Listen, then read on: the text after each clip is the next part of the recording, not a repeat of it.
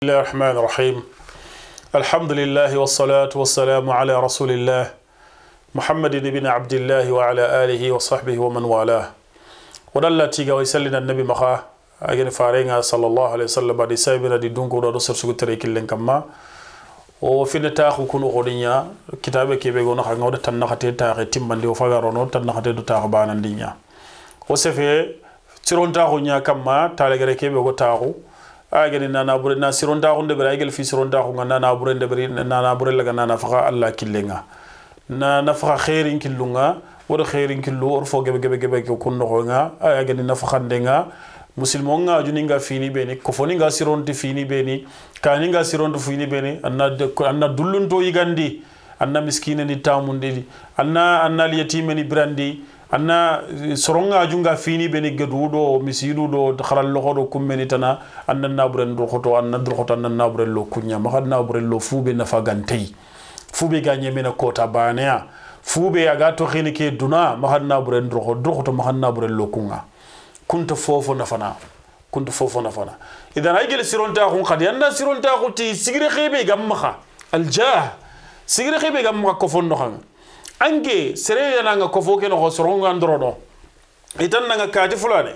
anda kati wore de ado kati na xambonon tanyani soron juuse fe ko fofu ko tede ma anke droxoto dag se fi danga an khana ke place wuto na siron ta ko parce que ngana se fi yandi gamul na daga ni khiran ni ta ko na siron ta ko de ko fon no nga bon ko foke no nga gajangu be ni gay ya fi bononto be ni gay an khana droxoto tam place ke be Allah gar ngan nga na siron ta ko de kat soron soron nonga khirsan nonga ba tunkanyugan nonga ba president nonga ba wala debugumen nonga ba soronga haju go murne muslimon khairi ngene aga bara khangana safada su soronga tunan tanki ngana safada su ay dunge nan danga an kanan dur khoto anna en place ke yere kun an jigire ke an kana kello di Allah kille yo kenyani annam kha am kam khan jigire ke raga bawon soro go ne khalla gana sigiro ko nyangi danga ko fonno ko soron cugi dorono khana ko si ken jigire ke nya du danga dor ko khore na ro du kam mayga iga Allah ko mon toronte iga sigi sorondo fofo na hanga jaha kebe gam ma sigi ado sorondo fo na hanga yo nan jironta ko kata hada boro munga tanke nyimme sembeke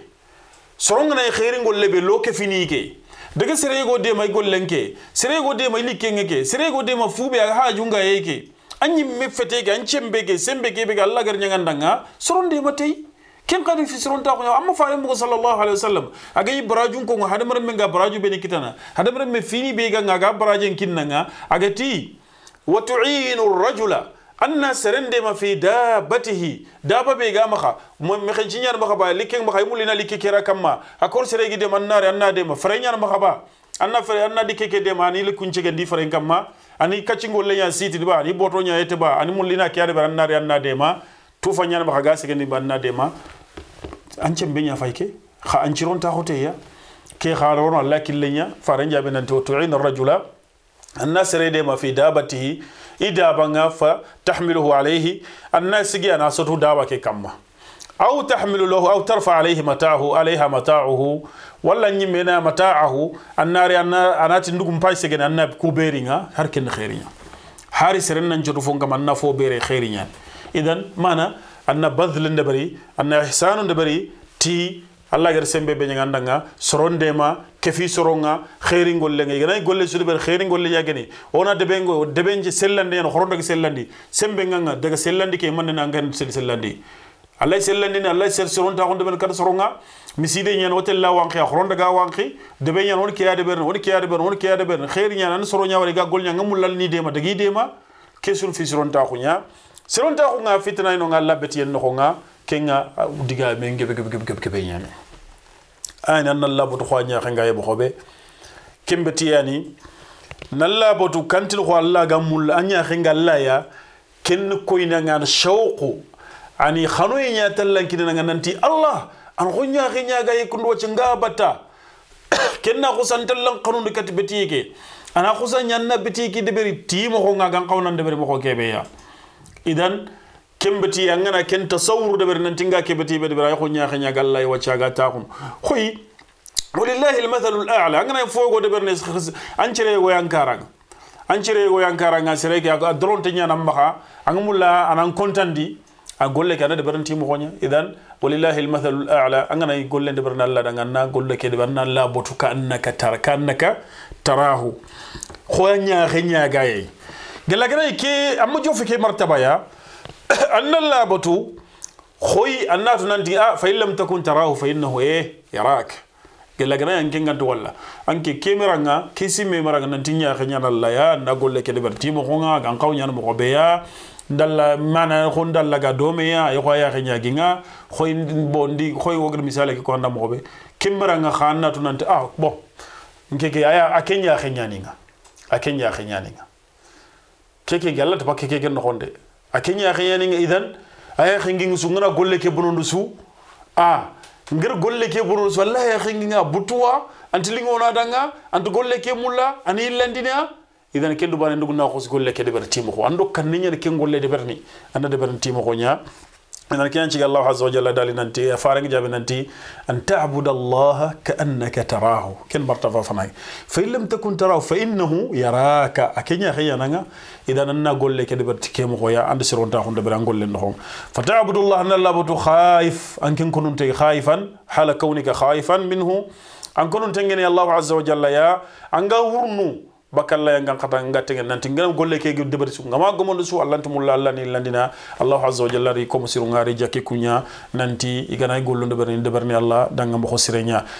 khoy ibnu qayyim gati nanti غاية وعبادة الرحمن غاية حبه مع ذل عابده هما ركنان أن خنوي كينا نتبت ينجن من هذا أن دو مخارو دو خوني الله دعنا أن دو استكانة أن دو مخيان قدي الله عز وجل دعنا أن نبتي كيني الله يا أن دو ننتي الله يا خيانا كي خاك في نجل في سرون تاخويا يو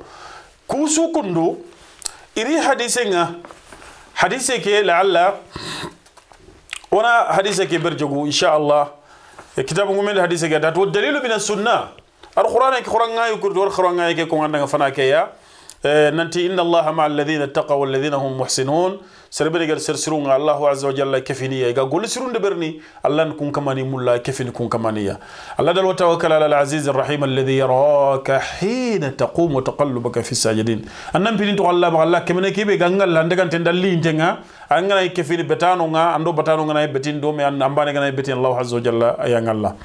yo fawfa sunta ya ma takunu fi shani wa ma tatlu minhu min qur'an wa la ta'maluna min amalin khant fofu deberni yake ya kham Allah dal illa kunna alaykum shuhudan ganta yiseden khakam ma suya iga seden khakam ma ya khinyan khaya gela ray khagunga mu jofe nante khagatu nante khay golle ke khoy khaya khingal lay mo ko be Allah ken kenya khinyan khayde khana golle ke khana gomondi timo khonga khana sirondi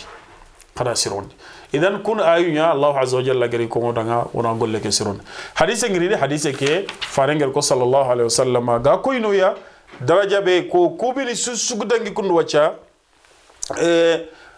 كتاب مومي كي غري كو نانتي سلاما خوكي غول لك بي سلاما دينا كي بوغانو خو مرتبه ني سيكياني سلاما خو دا خالنكو limananka ko wada khalle ko adi gombo muslima ko ndi gombo ngun kergi limananka ko ndi gombo ngun tummi ado martaba sikandi al ihsanu ado ko rukun baare be ga ya ga nan Allah bu khalla ga ngal la mu do ko be al ihsanu ke fatam panci da nga khogol ko mo be ayri ni dalilu li tifaren chunna yo dalilu kur kan chunna kan adi se jibril hadith ke na hadith gile ke be igat al hadith jibril al tawil jibril hadith gile ke be umar ibn al khattab gar fillah ننتي فارنga صلى الله عليه وسلم داغا يتاخنو وناري حديثك ان شاء الله ونراكو